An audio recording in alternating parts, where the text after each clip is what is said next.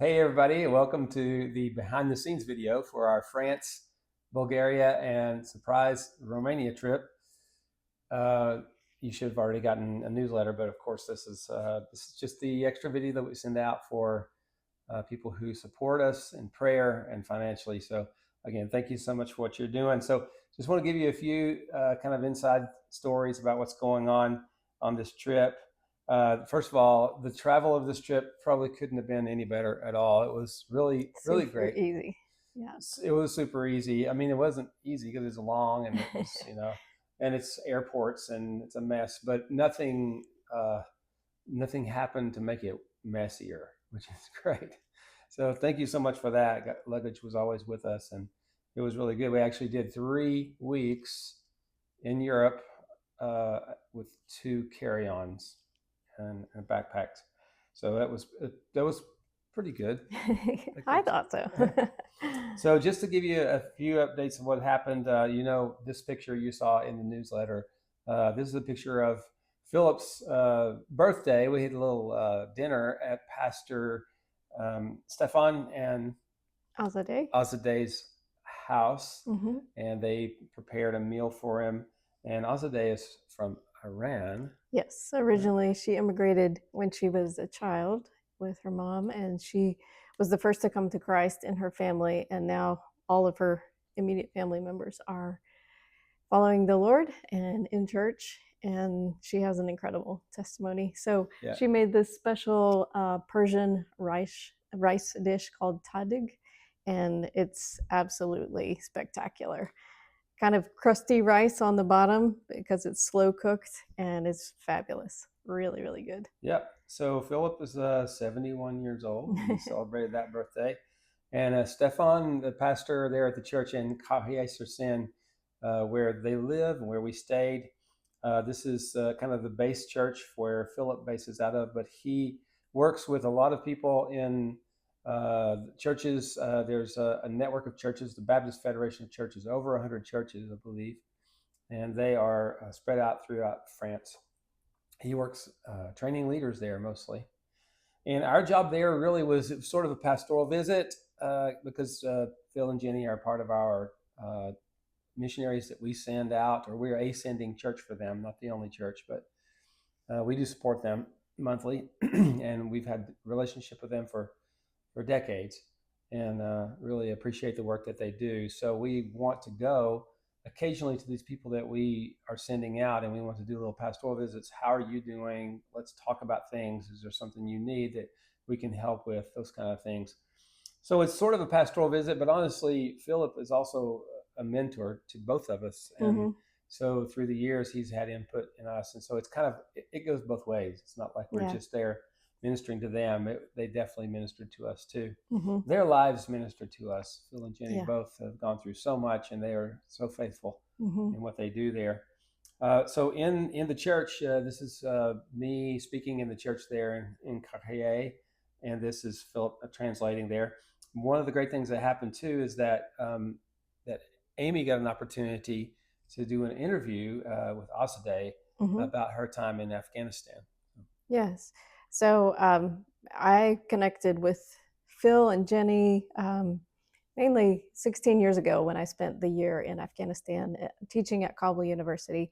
And so Mark was speaking about missions that night, and my story about working with Phil kind of dovetailed with that. And so we just kind of had an interview in front of the church, and she asked about some of the difficulties of being there for a year, and also some of the life-changing impact that that year had. And so it was really a great way to connect with the church and also with Azadeh personally, since she has the connection with being from the Persian background, and then the Dari speaking people of Afghanistan. So it was really neat. I feel like we connected on a really deep level. So I was glad to share about that experience. And I'm glad to share this picture of Amy when she was in Afghanistan. that was years ago, and this is actually, I think, on the campus of Yes, Kabul University, 2009. Yeah, and you had to have your head covered all the time you were there, right? Yes. Yeah. Yeah. Minor inconvenience. Yeah. So then we flew from there to Bulgaria. Actually, we flew into Romania and drove down to Bulgaria. The town of Rusei is on the border. The border is the Danube River between Romania and Bulgaria, and so we were on the river there on the border town, and this is the conference billet, I guess, that the promo that they use, and this is called code multiplication, or Преумножение. Преумножение. One really cool thing is that Amy speaks Russian, and so Bulgarian is not Russian, but there's a lot of you can Cyrillic. Use the Cyrillic alphabet, and a lot of the older generation still speaks Russian. True, because they were required to under the Soviet rule, and this was, of course, an Eastern Bloc country, so Soviet rule was going on there. This is the from the inside looking out of the building that we stayed in, the little flat. So Yuri and Olga and Amy and I stayed together in this flat. It's a 2-bedroom flat and probably 500 square feet, maybe. Not big at all, tiny. It's what we call affectionately the kami kondo. The kami kondo. And so because this is what they did, and if you look across out the window there, you can see that is actually what most of them look like. They're just huge rectangular blocks and just little, I call rabbit cages that they just put their people in. This is the way they decided to house their people all throughout the communist bloc nations. They're everywhere in Eastern Europe, everywhere in Russia. So and all of the former Soviet Union. Yeah, and Yuri commented that it looks like a town in Siberia. It was just really, really Soviet. Yeah, really familiar setting. We were there for 2 weeks and together, the four of us, and it was great. Now, Yuri and Olga are awesome to travel with. Let me just tell you that. They are great, and great attitudes, great input, spiritual, flexible. We have this saying, "Blessed are the flexible, for they shall not break." And so you have to be, and they are, and we had really a great time and great unity too. Yeah. So thank you for praying for that. So just some pictures of while we were praying for people. We ministered literally for hours. We prayed over personal prayer for people for hours, and over the course of a few days of this conference. People who came to the conference, people who were in the church as well. There were some leaders from the conference from other places. Some leaders were actually from Roma churches as well, and churches in the area. This is really precious brother, Pastor Lazar, who was a mafia guy, and nobody wanted to be around him when he was not born again. His wife prayed for him for 8 years. 8 years she prayed, his wife Maya, and he came to Jesus, and everything changed. And they now oversee 5 Roma churches, and Roma are the gypsy people. They are generally lower on the socioeconomic bracket, and it's tough people to minister to. And so some of the questions he asked anyway were interesting. Very interesting, especially considering his background of being a really tough guy. There were some questions about how to deal with rebellion or resistance within the congregation against his authority, and he had actually dealt with that situation for about 30 years, which shows the change in his heart, how he was able to kind of bear with this person who had been causing a lot of disunity in his church for decades. And so I think he decided to finally put an end to that for the sake of the rest of the congregation. But the change in his heart is remarkable. Yeah, and of course Aaron's here. Aaron Jones, he joined us there for that one weekend. He was there ministering in the conference, but also we did a worship seminar on Saturday, all day Saturday, and he helped with that. One other little note about Pastor Lazar and Maya, their grandson is the current world champion wrestler in his weight class. So the best in the world. Okay, and this is Amy speaking. She probably don't want me to show this, but I did because I just want to thank God for her, what she was sharing there from John 15 about abiding in Christ. The whole conference was about multiplication. And of course, part of that is multiplication of fruit in us and out of us, through us to other people. And the only way you bear much fruit is by abiding. So her word was great on that. And this is Venji. Venji is one of the team of translators there. They have some great translators in this church, which is really good because you need a good translator. Yeah. So they were terrific. And this is us ministering. Also, Yuri and Olga are not seen here, but they are with us. They are ministering to the youth group that night. And of course, we went to Romania next, and maybe you can hear this if I can turn it up. Hold on a second. This was right across the border from Bulgaria into Romania, literally about 5 minutes into the country. This was at a Roma church, and outside you can see the interstate and the sheep. And Mark has a really interesting story about the timing of this visit into Romania. Yeah, it's great. Yeah, this is really interesting. The border is right there where the interstate is, and it's just this is a real picture there of Romania with the sheep. Yeah, the timing is that we were, many of you know the story, and also if you read the blog in my newsletter that I sent out recently about this trip. The story is that I was 30 years ago praying for Romania when I received this burden to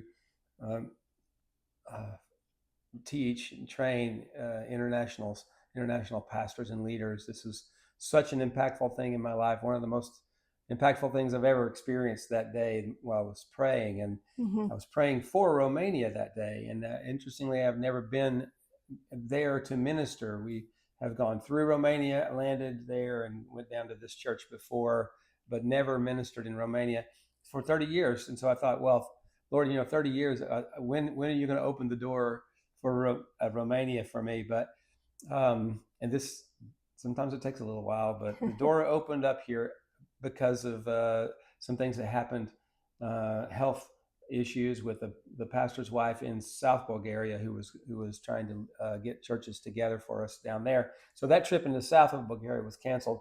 This door to Romania was opened, and we went. And so it wasn't really training pastors; it was really just ministering in this church. But it's a start, and maybe this is going to be something in the future. This is Pastor Bogdan. Pastor Bogdan is not Roma, but he's ministering to Roma here in this area. This is the little church, and you can see there was a few more people than that there, but not many people in the church. It's just a little. Most of them are small, but very spirited. There was a lot of Holy Spirit there, so that was great. And then later that week, we did this worship retreat. So specifically for the team and the church in Russia, we did a worship retreat. So the worship leaders came, and they were probably ranging in age from 11 years old to maybe 60, probably, I would say. And so we ate around this table, and we taught around this table. I did devotions around this table. And one of the women commented that she really liked the setup of this discussion time because she felt like we were more accessible. Mark wasn't just talking on the stage like Moses on the mountain, but he was there around the table drinking tea with them, and it just really seemed to mean a lot to have that closer fellowship. Yeah. So that was special. It was great. It was really, really good. And I think they opened up and they were ministered to. A lot of times these worship leaders, like other leaders in the church, they give out, and they don't get to receive. This was a few days when they were just able to rest, enjoy this time, and we could pour into them. But one of the things we poured into them is songwriting. And I had a Zoom call from my friend Mateo in Poland. He talked about songwriting. I talked about songwriting, especially songwriting together, because I think the Lord wants to bring songs out of that congregation. Mm-hmm. And so I have a song here that they have written, actually, and so you can hear it.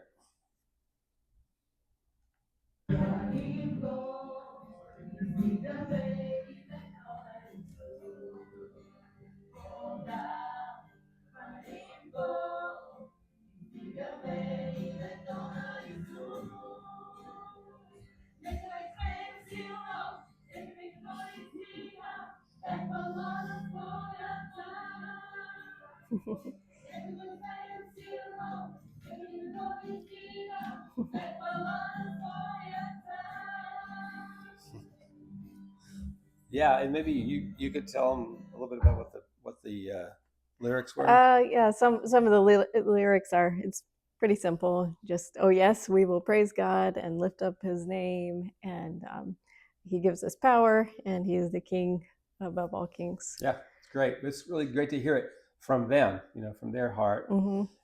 And also, one of the interesting things there was a couple of young girls there, 11 and 15 years old. Mm-hmm. At the conference, they did a song that they had written. Yeah.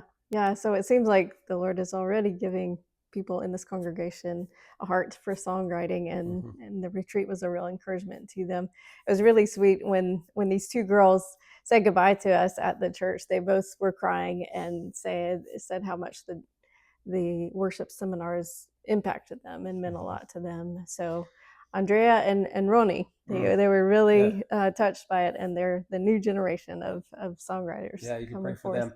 Also, Aaron had a prophetic word for them Mm-hmm. after they did their song, and encouraged the church, let them come forth, let them sing their songs, and let them fail. Mm-hmm.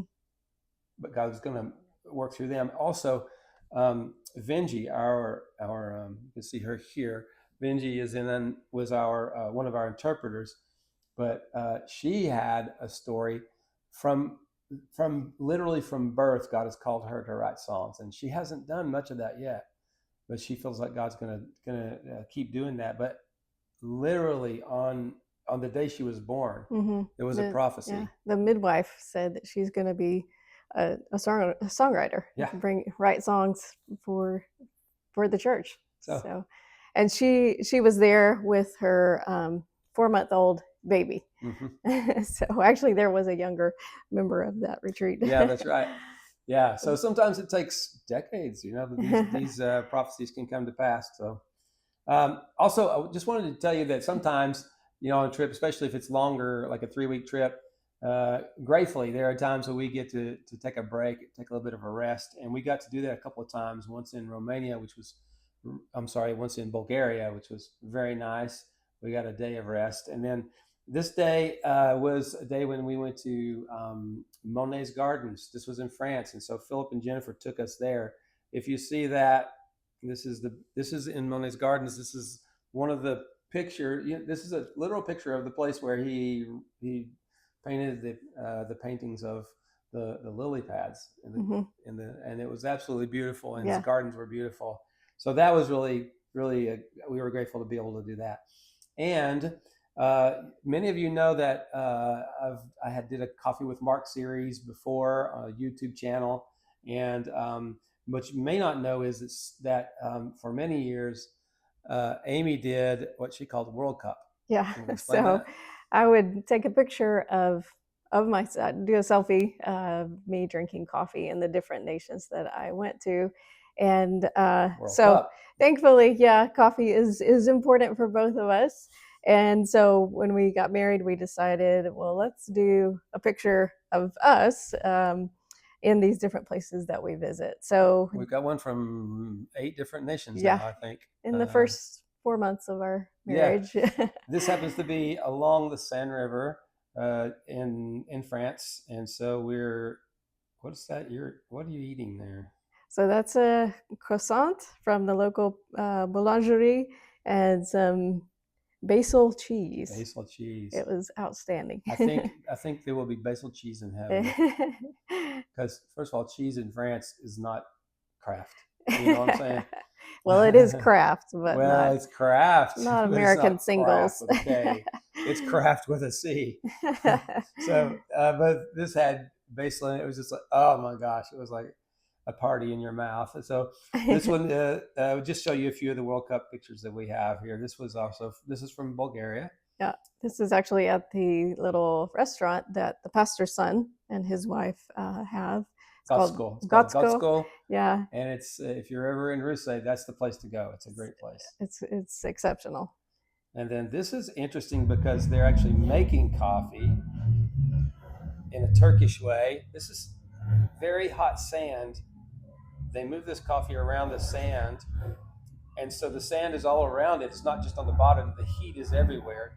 It heats the coffee up uniformly, and in just a very short period of time, that long, it's up to boiling level. That's how hot the sand is. So this is great. So this is some coffee that we had there. The other coffee that we had was in Romania. We're standing up here, of course, because this is right before the service, and they wanted to show us some hospitality. So they just this is instant coffee. You can see the dregs. Mm-hmm. Yeah.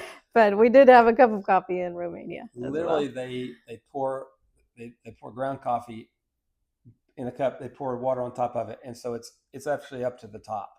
The coffee is actually, until if you let it sit there for a long time, it would settle down to the bottom. But when you drink it, you actually drink some of the. It's very chewy. Some of the grinds. Yeah, it's chewy coffee. Yeah, it is, but it's hospitality. Yes. So we're grateful. So just some little light things for you as well. But the ministry was fantastic. Oh, wait a minute. Here's one more. We also do tea in our World Cups. Not very often because we're kind of coffee people, but this was a special. This is at a little Moroccan restaurant in France. Mm-hmm. So mint tea and some baklava. Yeah, and if it's mint tea and like that, I mean, of course you're gonna do it. It's great. So, but everything was a blessing. This trip was great. One of the things I would like for you to pray about is we are really praying about how to sharpen our focus with Thrive, because one of the things that we realize is that we have to be good stewards of our time and of the money that people give to us, and we want to do that as best as possible. We did find out that if you buy plane tickets from Europe instead of the United States, you can get them up to half price, because they show prices in Europe that they don't show in the United States. So you can buy the same flight for almost half price. So we purchased our next flight, next overseas flight, just a few days ago while we were there. But so we're trying to think about ways to save money, but also, it's one thing to be able to just go and bless people. That's good. It's positive. But what we really want to do is we want to build into leaders. We want to build relationships. We want to know where exactly God has us and exactly what he wants us to be doing. And I think we know that. We need his connection and the ways that we're supposed to pour into leaders, because Thrive is about multiplying healthy leaders in the nations. And so if you would pray for that, that would be great. We really want to seek the Lord about this. We want every trip to be maximum effect and maximum clarity and focus for what he's called us to do. And that is really to help encourage leaders so that their churches are blessed and their communities are blessed with the gospel. So thank you so much for your help, and thanks for listening. And we love you guys. And next trip is in Cuba. And so we'll keep you posted about that. All right. God bless.